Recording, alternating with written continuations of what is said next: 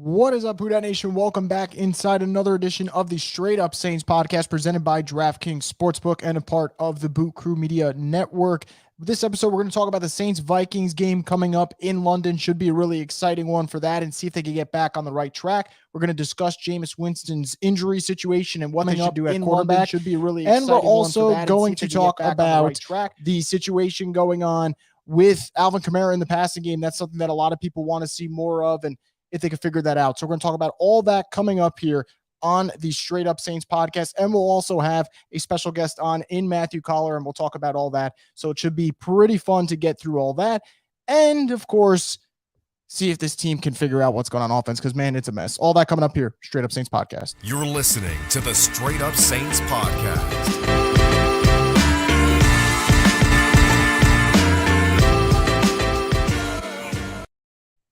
Like I said, we have a special guest for this edition of the Straight Up Saints podcast, and that is Matthew Collar of covering the Minnesota Vikings for Purple Insider, and he also does work for Hot Routes, both part of the Blue Wire podcast network. Matthew, thank you for coming on, man. How's everything?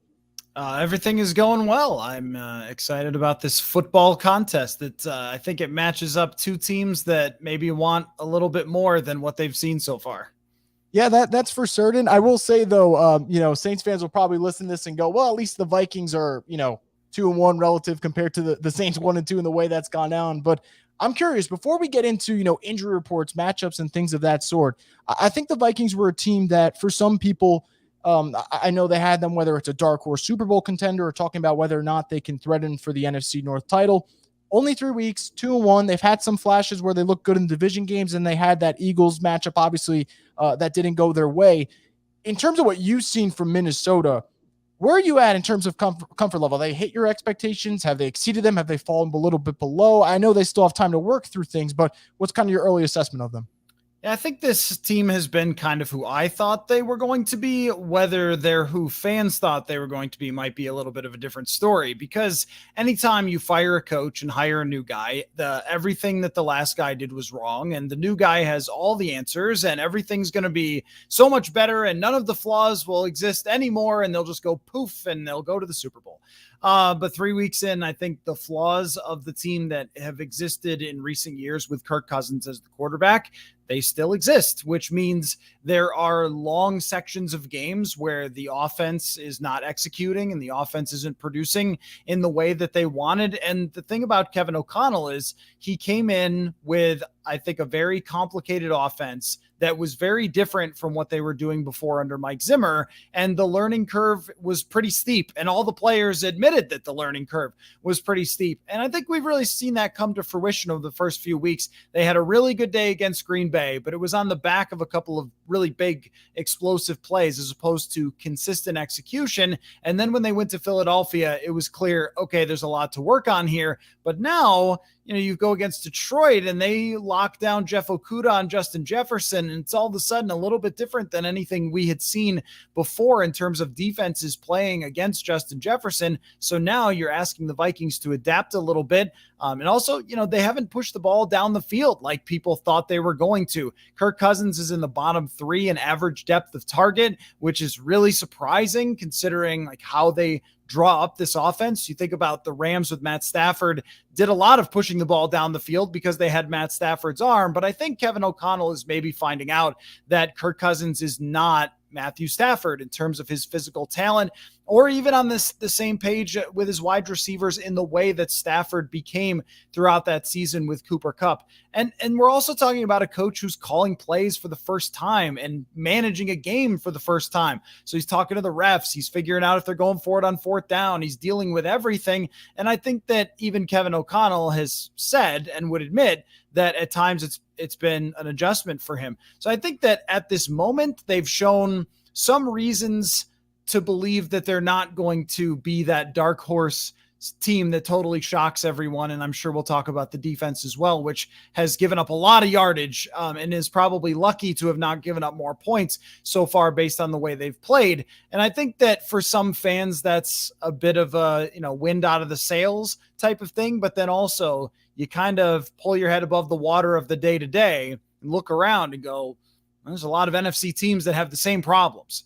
and that are not that impressive. And you look at the schedule here, if the Vikings get a win against New Orleans, they face Chicago, and then like it can sort of snowball in a good way for them as the season goes along. So I think the early returns, the fact that they're 2-1, I think is probably like the best possible result for them, but how it's happened has left a lot of room for us to say, is this team really going to be a playoff team or a legitimate contender?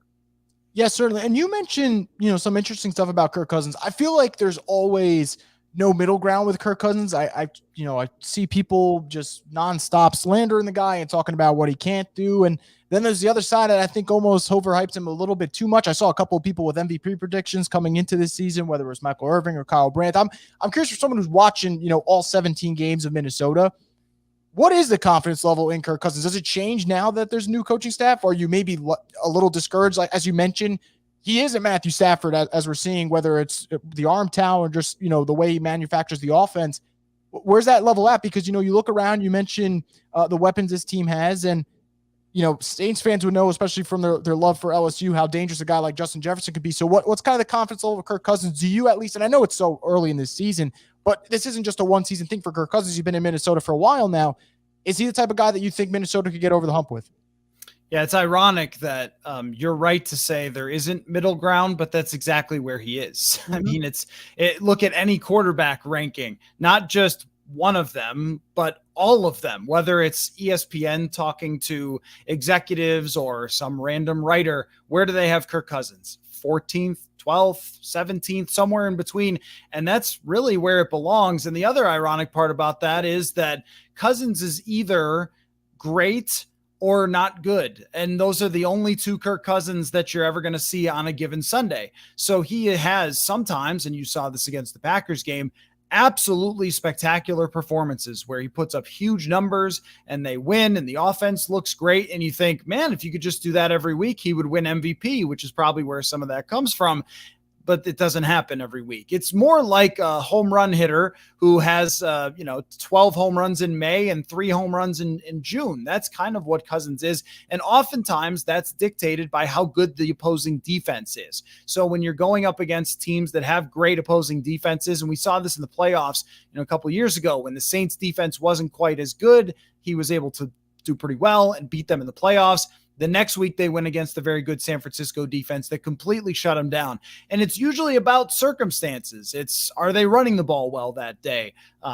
Does anybody drop a pass? Like in Philadelphia, there was a big drop and it seemed to kind of unravel everything, after that. And it's kind of like when you have somebody that needs perfect circumstances, needs receivers running open, needs the play caller to get it right, needs the game management to be right, needs all the receivers to be healthy, needs the offensive line to perform at a high level in order to put up those great games. Well, that's what you have in kind of a mid-pack quarterback and one that ends up around 500 all the time. And I think that, when we look at win-loss records, there are some people who say, throw it all out. Although in New Orleans, I hope they don't do that in New Orleans because it's no coincidence that with Drew Brees, they won all the games. And then with everyone else, they did not win all the games. I think that Cousins, though, when you look at that 500 record, you could kind of reverse engineer it and say, well, this actually makes a lot of sense. And the question is whether there's anyone who can ever unlock that enough to get it to more than just that 500 record. And maybe the only thing that can do it is actually an easy schedule and taking advantage of an easy schedule because that's what happened in 2019. So I think that there's a lot of reasons to think that Kirk Cousins can take them somewhere. There's probably more evidence to suggest that no matter what you do, no matter what scheme, no matter what receiver, it's been Stephon Diggs here, it's been Justin Jefferson here, that it's just not really going to change. And I think that kind of was a gut punch for people in week 2 against Philadelphia, where he had one of those games for Cousins. It's like, well, this is who you have. And the Vikings fans basically just have to hang on for the wild ride that is Kirk Cousins and hope that there are more of those really good performances than there are bad. Yeah. And, funny you mentioned that. I think that's kind of the situation that Saints fans are in. And I've kind of noticed throughout, the first 2 weeks of this season. You see good Jameis Winston week 1, and then obviously the last 2 weeks have been, not pleasant to say the least. I want to get into the injury report I know for the Saints, it's really a mess right now. Jameis, Michael Thomas, Jarvis Landry, Andrews Pete, all those guys missing practice. from the Vikings side of things, I know the main talk here is kind of Dalvin Cook and what's going on there. So I'm curious, Matthew, from your perspective, I know after the injury occurred last week, everyone immediately kind of shifted focus to week 4 and said he should be good to go. Has that changed at all? Should we expect Dalvin out there? What's kind of the expectation right now? Yeah, I'm not sure. And I don't think that they are either. Dalvin Cook said he was taking it day by day. Then Kevin O'Connell said it was day to day. And then Dalvin Cook didn't practice. And usually if he doesn't practice on a Wednesday, it's not a guarantee that he won't play, but it certainly makes it more likely that he won't play. And then we're also factoring in some pretty significant travel that has to go into this too, that really cuts down just the time overall. They're going to fly out after a practice on Thursday, get there on Friday, and then practice right away again. There's not a whole lot of time for him to do all the recovery things that he might be doing. And there's also a long-term element to this.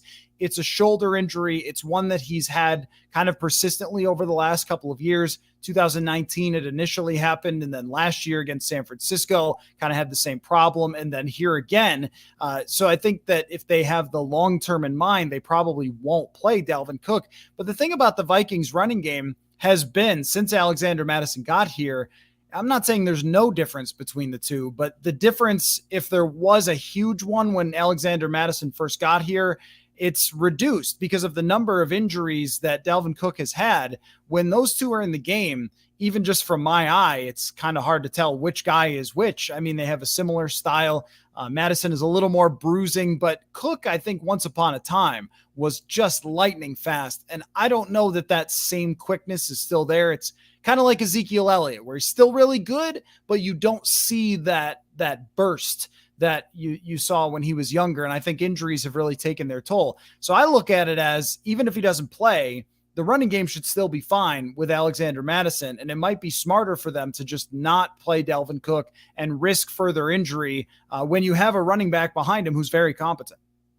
Yeah. And, looking at the rest of the injury report, when you see it, CJ Ham, Andrew Booth, Zadarius Smith, out of those names, and hopefully everyone ends up playing. I think the one thing that I go into, and people talk about it all the times, I know people put their fan hat on, and that's why they say the things that they do, but I'd love to see every team at full strength every single week. That's what my preference. In the event that Minnesota is down one of those other mentioned names, what's kind of the guy there that you think is a huge X factor? And man, without him, Minnesota's not the same team. Oh, it's easily Zadarius Smith. I mean, when Zadarius Smith is fully healthy, he is a force. I mean, they line him up all over the field. He can beat tackles. He can beat guards. He can do a lot of different things for them. There's also no fallback option.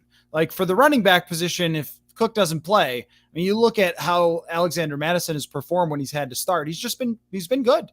But you look behind Zadarius Smith, and there is not much to write home about. DJ Wanham has a higher sack total than his performance would indicate, if that makes sense. Like, it's a lot of cleanup sacks and things like that. And he's not a viable starter, as he's kind of shown over the last couple of years.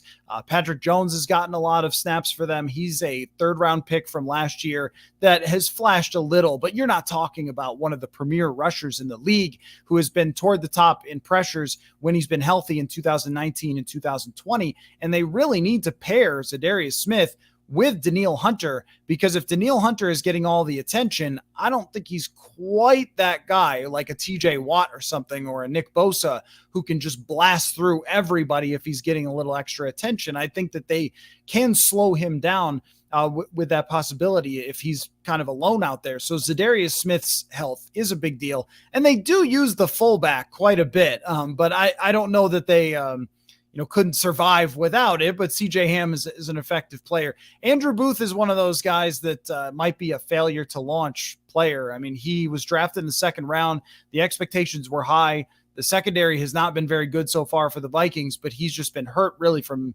day one. In training camp and preseason, he got hurt, gets into the first game of the season, gets hurt again. So we've yet to see him, but he's not a starter. He would have been just depth for them. It's really Zadarius Smith who's going to kind of hold the keys to whether they can pressure the quarterback or not. Yeah, certainly. And, I mentioned before, Saints fans, because the LSU connection, will always love Justin Jefferson. I remember week 1, just watching the Packers-Vikings game, we're talking about how great he is. And he's still a great player, don't get me wrong, and arguably the best in the league. For what's kind of been the reason, though, Matthew, when you see the week 1 numbers and how dominant he was, it was a fantastic performance, 180-plus yards. and then you see the next 2 weeks where that production isn't on that, grand scale. Our defense is giving him new looks. Is it bracket coverage or double teams? What have you kind of seen so far? That we haven't really seen Justin Jefferson replicate what we're used to seeing. Yeah, to channel Kirk Cousins, it's a combination of things, which is kind of one of his sayings, but he's right on this. It's definitely bracket coverage. I mean, they are double teaming him. Philadelphia did. I don't know what Green Bay was doing, to tell you the truth. If anybody goes back and looks at the film of that game, it is shocking. Like, he was lined up against Quay Walker at one point, lined up against Preston Smith at one point, and that went exactly how you would expect. But the next two teams they faced did not make that same mistake. Darius Slay was guarding him, and then Jeff Okudah, who was allowed to be by the referees, not to make an excuse, but when you look at it on tape, it's like, okay, wow, he's very physical in that game. And then they always had a safety over the top of Jefferson on almost every play. That it was really that shadow coverage, which doesn't happen a whole lot. We don't see Revis Islands very much, but I think this is going to be the strategy, and probably should be for the Saints too, with Marshawn Lattimore. Line him up right at the line of scrimmage on Jefferson, keep a safety over the top of him, and demand that somebody else beats you. Because right now, that's really the biggest factor, is that they have not done anything to force opponents to say, okay, we can't double Justin Jefferson all the time. Adam Thielen has gotten off to a bit of a slow start here. There's certainly a question when a guy gets to his age, whether he could still get open the same way he used to. KJ Osborne made a big catch at the end of the game against Detroit, but has not been a huge factor so far. And the guy who's been the biggest disappointment, and he's coming back from a serious injury, so I'm not shocked by this, but Irv Smith Jr., who Saints fans would be familiar with his dad, Irv Smith, he has just not really gotten things going so far. Those are the weapons that they're relying on a ton to force opponents to pay attention. Otherwise, those guys have to win one-on-ones when they get them, and so far they just haven't. But I still also think it's not really an excuse to have double coverage shut down your top receiver, because Cooper Kupp can get 140 catches or whatever. Devontae Adams can get 120 catches. Stephon Diggs can get over 100 catches. All these guys demand the same type of attention as Jefferson. And I think that it sort of draws back to they're running a complicated offense that I'm not sure everybody really understands on the same page. And the reality, too, of Kirk Cousins, and this is one of the reasons Stephon Diggs is in Buffalo, is that Kirk Cousins does not force the ball into coverage. If a guy is covered, he is going to go to a different place. I don't think that he trusts the velo on the arm to fit it into tight windows. He's never done it. It's not going to change. And I think there were times last year where Justin Jefferson was frustrated. And Mike Zimmer, even last year, came out and said, we need you to force the ball to Justin Jefferson more.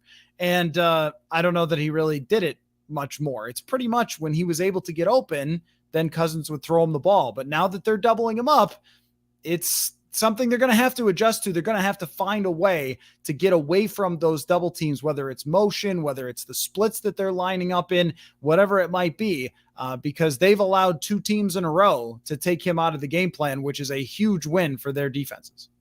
Yeah, and like you mentioned with Marshawn Lattimore, that'll probably be the matchup. I know when I go into that game, that's going to be the one that everyone's going to have their eyes on, especially me. I'm going to be glued to that and see how it goes, because these are two of the top guys at their position.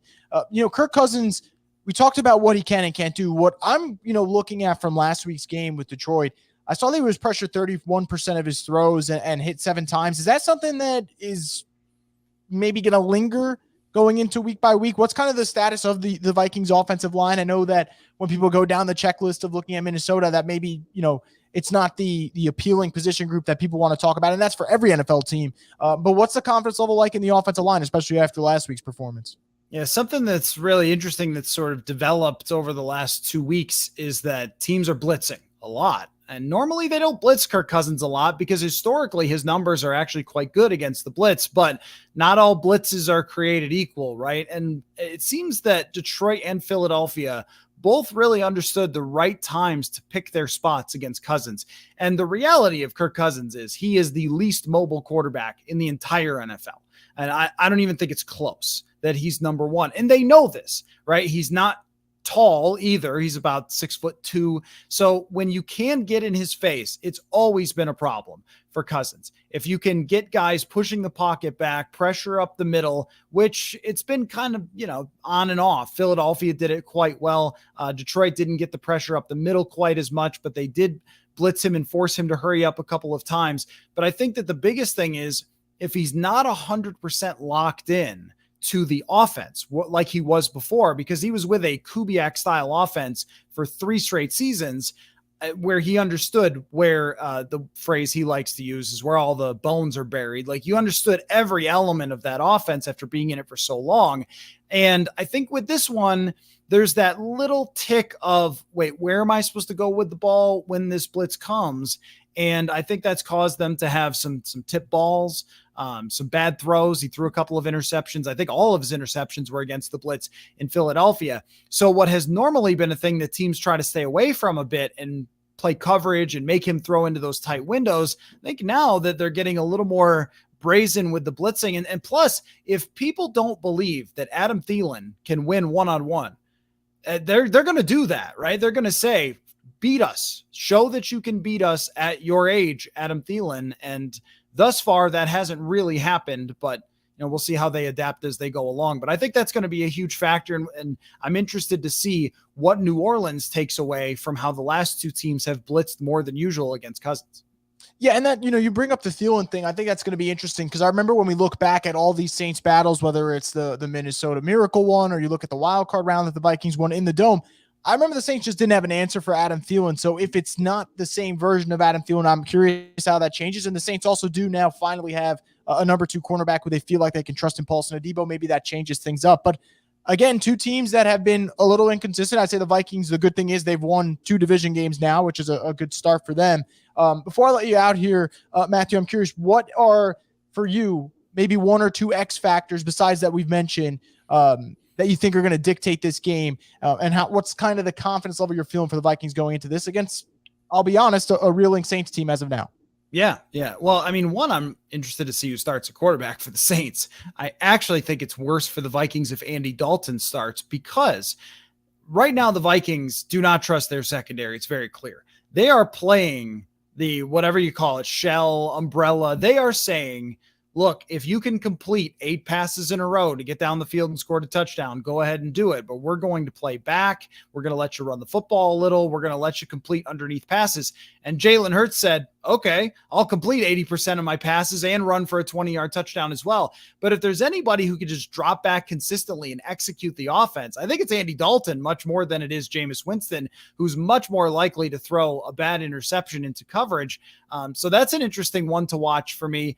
And I think just in general, whether the Vikings can create any pressure. I mean, I think that their offense should kind of have a bounce back. They've probably put a lot of hours into what's gone wrong over the last 2 weeks offensively. I do not expect Justin Jefferson to end up with 3 catches for 14 yards very often. So I would expect that he has a much better day and maybe one of those big breakout days that he is, prone to having. But on the defensive side, can they slow down a Saints offense that, like you said, reeling is a good way to put it, that they have struggled quite a bit. And I think that decision of where they decide to go quarterback could honestly be the factor that decides this game. It actually wasn't that long ago, 2 years ago, that Andy Dalton came in as the quarterback of the Dallas Cowboys and did just what I said right now. Like, he delivered quick passes and got his receivers the ball. He made 1 or 2 plays and Dallas won that game. That we could see that again if he plays. If Winston plays, I don't know if I have a ton of confidence. I mean, that is a very broken man. So I don't even know if they give him time to throw, if he can execute the passes he would need to in order to win the game. Yeah, and trust me, you don't want to see Saints Twitter right now with what's been going on. A lot of arguing about the quarterback situation, and I think broken's the right word to use right now for Jameis, in the sense that physically the man's dealing with 3 separate injuries right now. So we'll see what goes on there. Matthew, before I let you go, let everyone know where they can find your work, especially, Saints are playing the Vikings. Good week for anyone who's looking for updates on Minnesota's team to check out your stuff. Yeah, sure. Absolutely. PurpleInsider.com is the main website, the Purple Insider podcast, and the Hot Routes podcast as well. I just launched that this year. That's more pertaining to the entire league. Just I wanted to talk more football, so we started the Hot Routes podcast. So people can look for that. And Hot Routes is spelled with a Z because I grew up in the early 90s when all the rappers put a Z on everything. So that's why I did that. Hey, I like it. Matthew, thank you so much for taking the time to join the podcast, man. I really appreciate it. And we'll see how everything shakes out on Sunday. All right. Thanks for having me.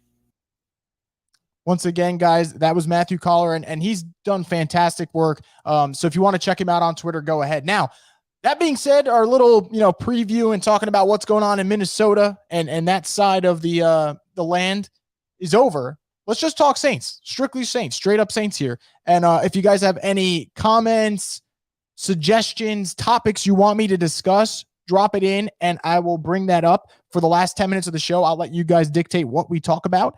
So drop in your comments from now and we'll get to it. Before I do that, though, I want to talk about the Saints quarterback situation. I said I was going to talk about it before I went on, and I will fulfill that promise. So let's discuss Jameis Winston, because I think this is something that is just not going to go away until the Saints sit him.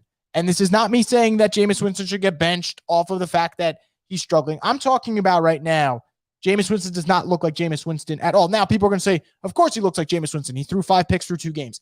I'm not talking about that. What I'm talking about is in week 2, I watched Jameis Winston struggle, but I saw he was making solid reads, and I thought that a lot of his mistakes were just inaccurate passes that he could get corrected. And then week 3 happened, and I watched Jameis Winston, and I thought that he couldn't move because of his injuries. And I've said it once, and I'll say it again. If Jameis wants to play through the injuries, which he said is his plan, although he didn't practice Wednesday, he said he will be back on Thursday and plans on playing Sunday, you are opening yourself up to that criticism.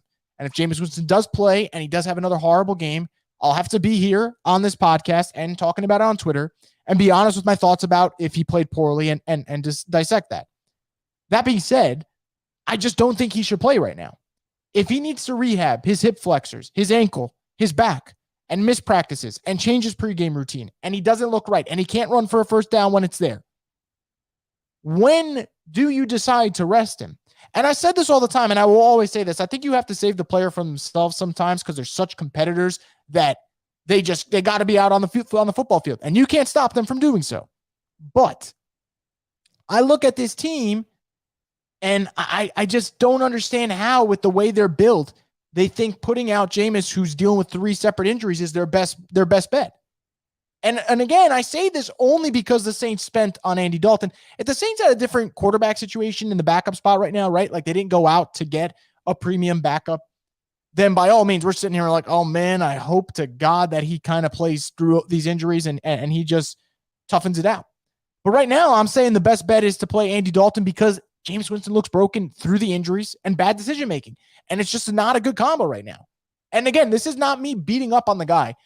In week 1, I gave him all the credit in the world because that was one of the best performances he's had. I really think that fourth quarter was the best quarter of football Jameis Winston's had in the NFL. He was outstanding. But I'm trying to be objective, and he just hasn't looked good. And I understand why he's not sitting, because if he does sit on his own merit and Andy Dalton comes in and Andy Dalton looks decent and the Saints are winning games, maybe that's the end of his run in New Orleans. So I totally get that. But man, sometimes I wish this coaching staff would just stand up and do what is probably the right move for this team, and that's not playing him right now. He cannot move physically, and that's unfortunate. I hope over the next 2 days he has some type of magic healing and he's ready to go, but what are the odds of that happening? And now, the other part of that is, with him struggling, it's leading to more turnovers, and it's not just him. I looked at it today, and I couldn't believe this stat. I mean, I could believe the stat, but it's almost like you can't believe it because this shouldn't be an issue. But the Saints have the most turnovers in the NFL right now. 9 of them. 5 of them being picks, 4 of them being fumbles, and that is a huge problem. I can't just say, hey, Jameis is turning over the football, which he is, because Mark Ingram's got 2 fumbles. Alvin Kamara had a costly fumble last week. Chris Olave had a fumble in week 2.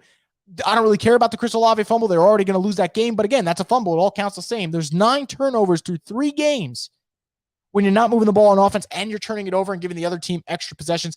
I don't find any way or expect them to win a game when they're playing that style. And it's not just the offense, by the way. I want to make that very clear. I've talked about this Saints offense and how it looks like a mess right now. The special teams has looked really bad too. It's kind of been the silent killer. For everyone that knows that I love The Office and I talk about when Michael Scott tells Toby, you're the silent killer, go back to the annex. Special teams has been shockingly bad. The return of Will Lutz was supposed to kind of change the kicking game and solidify that spot. And I thought it would after week 1, right? Makes the 51-yard field goal against the Falcons. You're feeling good about it.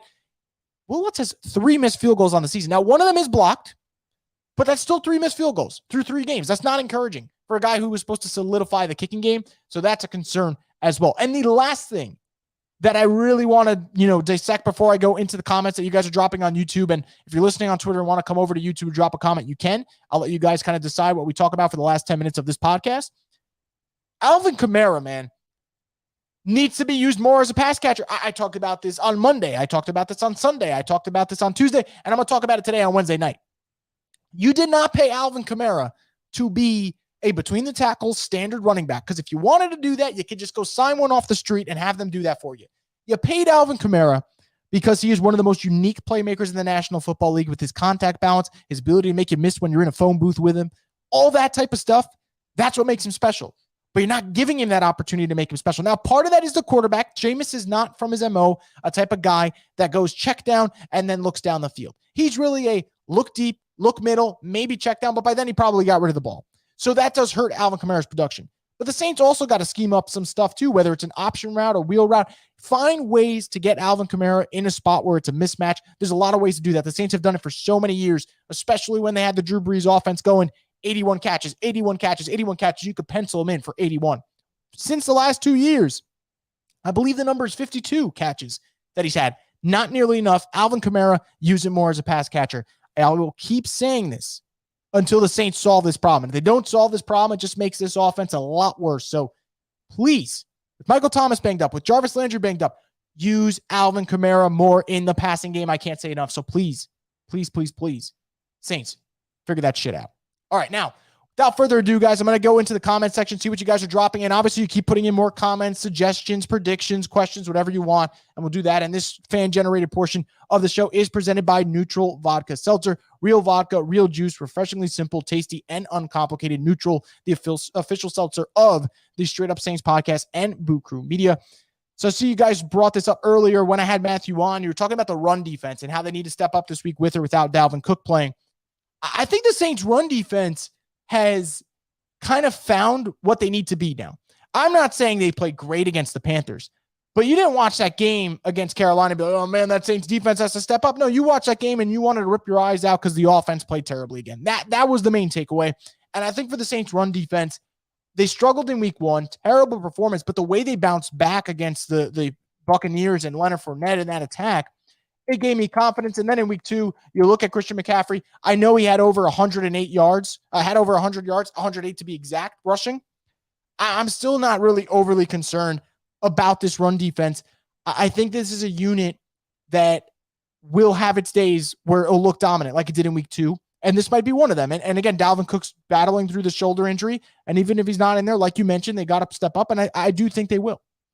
So I saw this one before, and I really don't know the answer to this. So does playing in London count as a primetime matchup for Cousins? I see some of you guys saying yes and no. Look, it is nationally televised. It's on NFL Network. It'll be streaming on NFL Plus. But it's, 8:30 in the morning for us? So it's, straight up in the morning. I guess it's still a primetime game though, right? Big lights, London. A lot of people watching that one, international game. I'm going to say it's more of a primetime game than it isn't. And hopefully for the Saints, that is the case because the numbers don't lie. Kirk Cousins is not a good quarterback in primetime. It's not one of those narratives that people make up just for fun. Like, it's a true narrative. He has struggled in primetime. So I'm going to go yes.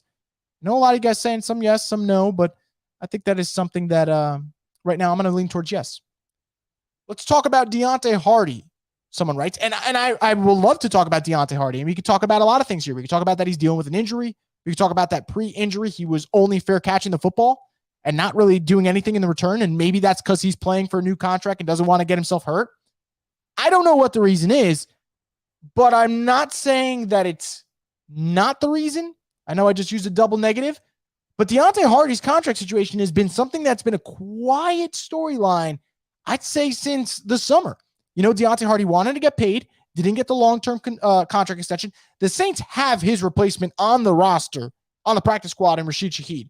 Rashid Shaheed is an NCAA record-breaking return man. And I'm telling you from now, we can go revisit this video next year if we want.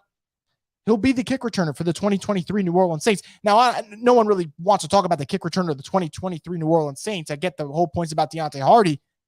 But Deontay Hardy's situation is complex because it's not just a foot injury right now. This is a guy who probably doesn't want to get hurt. This guy, special teams is dangerous, man. How many times has Deontay gotten hurt on special teams as great as he's been? Some of them being neck injuries. Guys are flying around. It's a scary thing. So I would imagine that plays a little bit of a factor. Jameis Winston's injury isn't causing him to miss reads and force feed Chris Olave. Or do you want to go with the double negative with isn't? I don't know. Either way, his injury is not causing him to miss reads. I agree with that wholeheartedly. I talked about that with a lot of people. The injury is not causing him to miss reads, right? Missing Alvin Kamara open for a first down is not him, oh, my back hurts, I didn't see Alvin Kamara. No. He would miss him even if his back was healthy. However, the injuries do go on full display when he's not using his mobility, when he's not able to hit throws that you are accustomed to seeing him hit. I've seen Jameis miss intermediate throws. He's missing a lot of deep throws right now, and you could take away whatever you want from Jameis in terms of what he's good at, what he's not. The one thing he is good at, really good at, is pushing the ball downfield, and the accuracy on those deep passes has not been there since the injury. So I think that, for me, has been the main concern. Need Jameis healthy for the entire season. It's worth a Dalton start to help him get there. Look, John, I've said this a million times, right? Why would you pay Andy Dalton if you weren't going to play him in this situation? I think that's what's confused me the most with the New Orleans Saints. You know, you bring Andy Dalton in, a respectable backup quarterback at this stage in his career who, let's be real, he probably, if you need him for a 3-4 game stretch, can he win 2 out of those? Can he win 3 out of those? I think it's possible. Like, Andy Dalton can probably still start a couple of games. You brought him in here, huge upgrade over Trevor Siemian and Taysom Hill at backup quarterback, and you don't use him for the exact situation that you brought him in for. So why the hell did you bring him in for? That's the question, you know? And if the Saints think this is one of those where it's like, all right, one more start, and then if it doesn't work out, we play Andy Dalton. Cool. That's 3 games that you would have done this now where you might have cost the team a win because you weren't willing to make the move that you should have made. I think the minute Jameis got hurt and you saw in week 2, man, he doesn't look good, you put Andy Dalton in. There's no quarterback controversy. It's as simple as saying, man, you are not healthy. We got to play the healthier quarterback right now because we have to win games. And if Andy Dalton ends up balling out and then a controversy arises from there, then so be it. At least you have a winning record and you'll solve that out. Things are easier to figure out when you're winning football games. You know, no one's going to argue over a quarterback controversy. If Andy Dalton came in and the Saints get to 5-2, right? We're probably going to want them to ride the hot hand at that point. But the Saints are 1-2 right now, and they're playing bad football, and the offense looks terrible. And now people are picking sides and drawing lines in the sand about who they want at quarterback, and this is where it gets ugly. Loving this collab. I appreciate it. That's something I've wanted to do this season. I'm going to try to continue doing it. And obviously, you guys, I'd love to get feedback on that as well. If you guys do want that or don't want that, I want to have someone who covers the opposing team on every week so I can get a kind of, and you guys can as well, a little bit more insight on their team and what's going on, what's kind of the mood and vibe around there. And hopefully I'll keep that trend going. Is Mike or Landry going to play this week? Jabari, I think that's something that we're going to have to wait and see. I've heard, and people have already reported, but I checked in with a couple people today. These aren't serious injuries for Landry or Michael Thomas. They're not serious injuries. Now, it's a matter of, do you play them today? Or today, I mean Sunday. Or do you give them that week of rest and hope that they're 100% the following week? That's possible. Now, I think if one's more likely to play, I kind of feel like it might be Mike. Mike's dealing with a toe injury that isn't considered severe. And I think that Mike was trying to give it a go against Carolina before they decided, hey, let's send him to the locker room. That makes me think, man, if it's a game that matters, he's in there. And in that situation, they were already losing by Carolina a lot. Doesn't really make a lot of sense. So that's where I'm at. I'm not saying either one's going to play this week. I think it's too early to tell. I think we'll obviously get our answer by Friday in terms of statuses, but I'm not overly concerned. And I'll go as far to say this, and I was talking about it on Twitter today with a couple of pals. Chris Olave alone, just being there, makes this receiving core good enough compared to last year's, right? Because Chris Olave has to be, at the very least, the co-favorite to win Offensive Rookie of the Year. What he's done the last couple of weeks, he looks fantastic. So we'll see what happens there. Is Pete Carmichael coaching for his job now? I'm going to say no. The reason I'm going to say no is because the great Deuce McAllister put out a couple stuff early this week about what's going on with the Saints. He made it seem, and Deuce knows more than me about football. I think that's a good thing, right? We always got to know who knows more than you about stuff. Like, it's always good to have some self-realization. I do not know more than a guy who was a damn good running back for the Saints, who knows the Saints pretty damn well. He was talking about execution being the problem, not the play calling. And now I still have problems with the play calling, right? I said I would sit here and start slamming the table if they run it on 2nd and 10 again. But if he's saying execution's a problem, then at the very least it's 50-50, and maybe it's not 50-50. You give more of the blame on the playmakers who aren't making plays. So I thought that was fascinating. I don't think he's coaching for his job right now. Now you keep losing games and the noise gets louder, maybe. But right now, I think it's too early for them to say that. I gave the Saints the L when I read Jameis was the plan for Sunday, killer injuries. It's tough, right? I saw a lot of people have that reaction. And this is where when you mismanage a situation, you see the negative results. Because Jameis says he plans to practice tomorrow, plans on playing Sunday. And a lot of people should be like, fuck yeah, man. Like, he's going out there, he's battling through injuries. This is great news. But it's reached a point where you got people like, oh my God, this guy wants to start, or what is this guy thinking? And this is where the lines and the sides start to get out here, and it's all Team Edward and Team Jacob in this freaking thing. Like that's what kind of happens now with this situation that the Saints have kind of put themselves. I think it would have been a lot simpler had they just rested Jameis when he got hurt and then figure it out later. But nope, that's not what's happening now. You have a situation where you got to hope that he's healthy enough, and I don't know if he is. Jabari says, I personally feel like if Jameis doesn't play good this Sunday, Andy will be playing next week. I would like to think that, Jabari, but I think that the one thing the Saints have showed me is they're kind of afraid to make change. And I'm not here to start ripping the Saints organization. If I didn't like the Saints, I wouldn't be doing a podcast on them every week. But the Saints have showed us through the last, what month is it? September right now still? They showed us through the last 9 months they do not like change. Continuity is key, right? Continuity is key. That's why you kept Dennis Allen. That's why you kept Pete Carmichael. That's why you kept a lot of guys in the building. But continuity only gets you so far sometimes, and sometimes you have to have the balls to make the move that best benefits the team, not the individual. And I think it would suck for Jameis Winston if they put Andy Dalton in and Andy Dalton starts playing well and then he gets named the starter. I would genuinely feel bad for Jameis Winston. I'm not even saying that's going to happen, by the way. Andy Dalton would need to play well and they need to be winning games. But he also needs to be playing well. They can't just be winning games. But if that did happen, that's a shitty situation, and I feel for Jameis that would suck. But at the same time, that's back-to-back bad weeks. I would argue the Carolina game was worse to watch to me because, man, there was open guys that he was missing. I thought he was making some questionable decisions all game long. He couldn't really move, and he should be sitting. These are 3 injuries he's dealing with right now. It's like the whole Miami Heat thing, right? With the not 1, not 2, not 3. By next week, he'll have 4 injuries with the cards that they're playing. So I do agree. I'd like to think that if another bad week happens, Andy Dalton starts against Seattle. But I can't promise that right now. Saints haven't shown us that they're willing to go that far. I don't understand how these coaches get paid millions of dollars and can't make obvious quarterback change while Jameis is broken. Look, that's why they get paid the big bucks, right? They got to make the tough decisions and figure out what's right for the team. And a lot of people will be against that. I, for one, and we just got to hope that they shut us up, right? That's kind of it. PJ Williams is back to being horrible. Ellis is not Quan. Hey, I actually think Kaden Ellis was like the silent star of week 3. But it didn't matter because the Saints didn't score a lot of points on offense. And obviously the big play to Laviska Shenault kind of stole the thunder on there. But I actually think that Kaden Ellis has been fine. But I don't think he needs to be Quan anyway, because the reality is the Saints have a dynamic duo linebacker right now with Demario Davis and Pete Werner. As for PJ Williams, that is back-to-back weeks where PJ Williams gave up a costly touchdown, week 3 being worse. I defend PJ Williams an awful lot of him being a role player, solid role player. But how you whiff on Laviska Shenault and the play that he did in week 3, I don't know. I just don't know. It was a bad game. And if this trend continues, then you saying him going back to being horrible, it starts to get validated. Nodding about Kamara for passes. Yeah, look, this thing is, for me, I think that Kamara not getting used in the passing game is probably the biggest issue the Saints have had over the last 2 years now. That's where he excels, man. I know it used to get tiresome watching the Drew Brees checkdowns and nonstop, just almost abusing him in that sense. But how many of us probably miss that right now, right? And not just the Drew Brees part, just the fact that Kamara is being used as a pass catcher. That's where he makes his money. It's easy money. They should be doing it. Can the defense get more sacks? Also, is Honey Badger still him or that guy? So I'll answer the first thing. I think the defense is going to start to uptick in sacks, right? I think it's coming. They had some against the Panthers. I think they will have at least 2 to 3 against the Vikings. I truly feel that way. And I think that we will start to see that number go up. As for the Honey Badger question, I don't know. I joked on Sunday that I think Honey Badger's just here for vibes right now, but he hasn't really had that explosive play yet. Could it be learning the new system and getting down communication? That's certainly possible.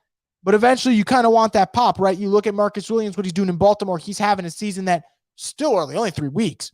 But through 3 weeks, he's been an all-pro safety. So I'd like to see Honey Badger finally have that big pop play that you pay him for. No, it's been 3 games, but their season's pretty much over.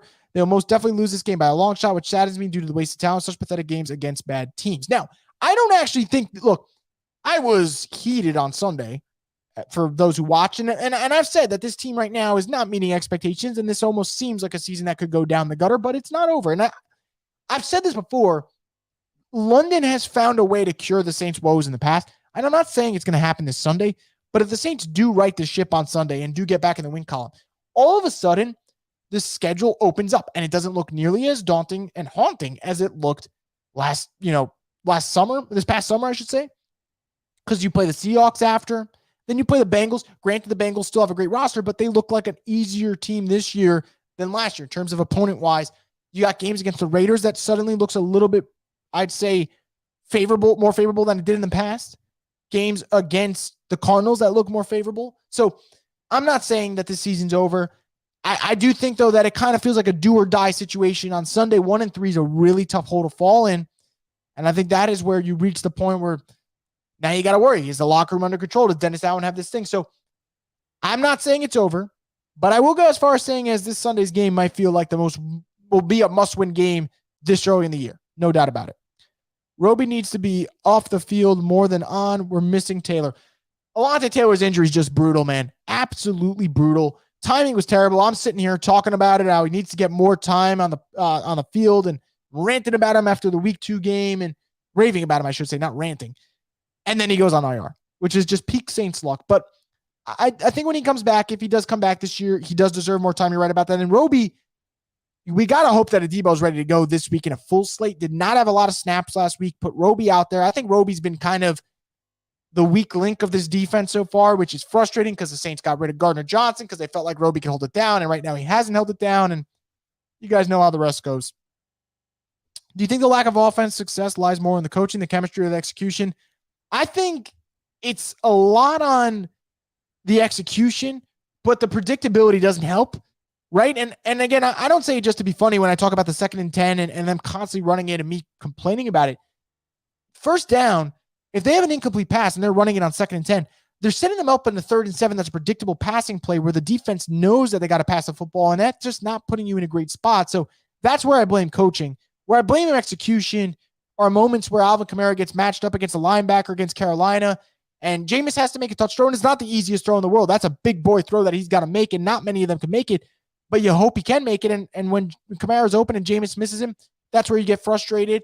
When Adam Troutman's streaking over the middle of the field, wide open, and Jameis doesn't see him, that's where it's execution.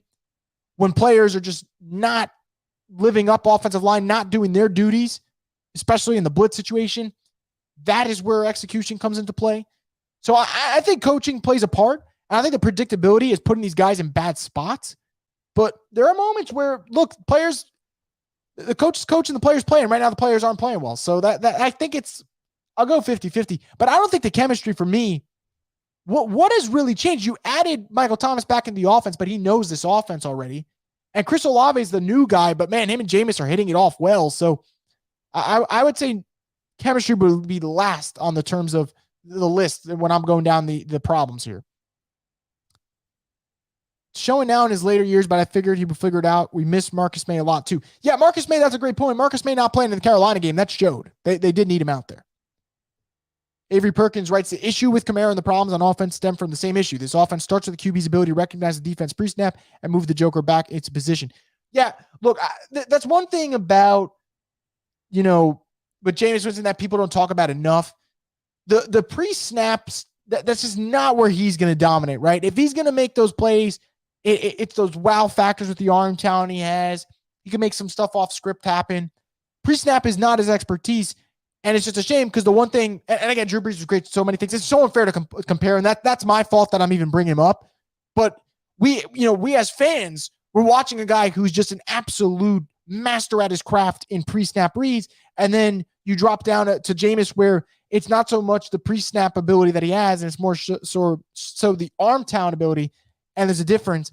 And I do agree with that. They're not using Kamara the same way, in my opinion. And I think for them, at some point, you got to either get the right quarterback in that can do it or get it through Jameis' head that, man, you got to take the easy money sometimes. And we'll see if that happens, but I kind of hope it does. Jameis lacks the ability to recognize defense and the mismatch pre-snap. He doesn't process information fast enough. Yeah, look, if you're going down the back point, I don't disagree with you. I think that we've kind of seen that, especially the blitz situation. People talk about, hey, the O-line's not picking up the blitz. Part of that's the O-line for sure. But man, Jameis also has to read the blitz better. And that's something that he just hasn't done. And I know people make excuses, but he's been in the league long enough that if he doesn't read it now, then he's not reading it now. And if he doesn't read it now, he's not going to read it later. So it's one of those situations that I just don't know if it gets fixed. I just don't. And if you're opposing teams like the Vikings, you're probably blitzing the shit out of the Saints this weekend. If you're smart and you see if they figure it out. And we'll see what happens. How does Winston not having an offensive mind coach hurt him? McVay was an offensive guru. Yeah, look, McVay is an offensive guru. I mean, look, every quarterback needs a good play caller, right? They kind of go hand in hand. And I'm not saying that Jameis wouldn't benefit from an offensive guru. He obviously will. I mean, look at Sean Payton last year. We all complained that Sean Payton didn't let them air it out enough. And part of that was the personnel. But Sean Payton was calling plays that were almost like fail-proof, right? Jameis only had 3 picks through 7 games, which is damn great. Now he's got 5 picks through 3 games. It's, there's no doubt. Offensive play calling would help. But I do think that we're kind of seeing now, and Saints fans have to accept it. And if they don't want to accept it, that's fine. And that doesn't mean the Saints can't win games, because the Saints can win games. But Jameis is who he is. You got to accept the good with the bad, and you got to hope the bad doesn't overwhelm the good. And right now, the bad's overwhelming the good. Last year, the good overwhelmed the bad.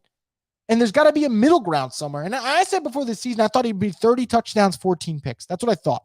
Right now, he's not going to hit that projection that I thought, way over the picks. Touchdowns, he could get there. But it's just something for me where I'm a little frustrated as well. I expected a little bit better out of him. I didn't expect this, MVP season. I've seen some people name him a dark horse. I thought that was ridiculous, but I did expect a little bit more. Do you think trades and free agents will happen in the offseason? Trades, yeah. I mean, the Saints have been busy in trades. I expect trades to happen. The Saints are always working the phones, and I wouldn't even be surprised if they made one at the deadline if someone comes up that they feel like they can get, or maybe they're sellers at the deadline, which would be unfortunate, but you never know. The Saints are always working the phones. As for free agents, Saints haven't really been active in that department. I know they were active this past year with what they did with Landry and Matthew and Marcus May, but that's also because they lost a lot of big ones, so they had to get themselves in there some talent. That's why they did that. We've run play action 9.4% of all of the time. We aren't fooling anybody. Nothing on this offense is fooling anyone. I agree 100%, Mike. I watch this team, certain plays, I'm just like, no, you're not scaring anyone here. It's unfortunate. This offense should be scary with the personnel they have. The only thing is scary is watching them, and that's unfortunate. How do you think Olave will perform if he's our number 1 this week? I think he'll be damn fine. I would love to see Michael Thomas and Jarvis Landry out there. Do not get me wrong, but if Chris Olave is the number 1 for the Saints, I think he'll do a damn good job. I said it when they drafted him, and we all said that. It wasn't just me. I'm not some guy claiming some bold take, and I called it. Chris Olave, he was well polished, and you just knew he'd come in and do the job. So I think even if he is the number 1, he's kind of been the number 1 the last 2 weeks, if we're being honest. So I think that he will continue to do a good job, even if he's thrusted into that role. And I don't expect it to change anytime soon. What I mean by free agency is that we see some players sign contracts for a few years, but sometimes those contracts cut short and go into free agency. So do you mean, will the Saints have some players who sign contracts or have current contracts end up getting cut and going into free agency? Is that what you're asking? I'm sorry, I'm not understanding it. That's probably on me, but if that's what you mean, then I don't know. I think that for the Saints, I don't really see any of those type of circumstances. I don't think there's really anyone they cut bait with right now. They restructured a lot of deals, which means they're on the hook for more money. So like guys like Michael Thomas, guys like Andrews Pete. So if that is what you mean, then no, I don't really expect that. I do think though you'll see some cuts, and I don't think there'll be anything major particularly. But the Saints also have free agents they're gonna have to worry about as well. Deontay Hardy being one of them. I don't think he'll be back though. And I do think for the Saints, the next step is figuring out what you're going to do with your players that are second-year guys. They're going to be third-year guys next year. You're going to have to save some money because Pete Werner and Paulson Debo, those are going to be players that you're going to want to pay, in my opinion. But free agency for guys that might have contracts right now that end up getting cut short, I don't anticipate it. You could ask me again in January, and maybe my opinion will change, but I don't see it right now. But with that said, guys, I'm going to end this podcast for tonight. I will be back on Sunday. Vikings Saints in the morning. It's actually going to be my birthday on Sunday, so hopefully the Saints end that on a good note. Started on a good note, I should say, ended on a good note. And we'll see what happens there. And obviously, I'll have a post-game recap here on Boot Crew Media's YouTube page, so make sure you're subscribed to the page. Check out John Hendrick's work, a bunch of good Pelicans work going on. I know the Saints have not been playing well, but Pelicans are going to look pretty good this year. I don't know. It seems like arrows trending up for that team. So stay tuned and check out some of Boot Crew Media's content for the Pelicans. Until then, guys, I'll have more updates on the Saints injury report, what's going on there, and hopefully we got some positive news on Michael Thomas. Jarvis Landry asked for this comment, first time finding you, enjoyed it. I appreciate that, Avery. Every Wednesday night previews for the Saints upcoming games, and then the game right after the game's over, I'd say about 15, 20 minutes. That's when we do our recap shows. So for anyone tuning in tonight, you enjoyed it, you want a recap show and a reaction show to what happened Saints Vikings in London, we'll have that right after the game ends. But that's going to do it for this edition of the Straight Up Saints podcast, the destination for the Who Dat Nation.